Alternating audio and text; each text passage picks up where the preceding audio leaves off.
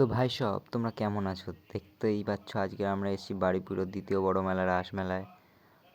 দোকানপাট তো ভালোই বসেছে, একটু ভিড়ও হয়েছিল আজকে, রাস্তাঘাটে আসতে বহুত সমস্যা হয়েছে, অটো পেতেও দেরি হয়ে গেছিলো। তো তাও আমরা আজকে রাসমেলায় এসেছি শুধুমাত্র তোমাদের জন্য যে দেখাতে। রাসমেলায়ও ভিড় আছে, ফুচকা স্টল অনেকগুলোই বসেছে, তাছাড়াও আপনার হাত দুলের দোকান দেখতে পাবে। এরও ফুল ভিডিও আমি বানাবো অবশ্যই। ভালো করে ঘোরা হয়নি, যখন ভালো করে ঘুরবো তখন একটা বড় বানাবো। এখানে সার্কাসেরও একটা শো আছে, তোমরা দেখতে পাবে লাস্টে। কাকুর দোকানে বহু জিনিস পাওয়া যাচ্ছে।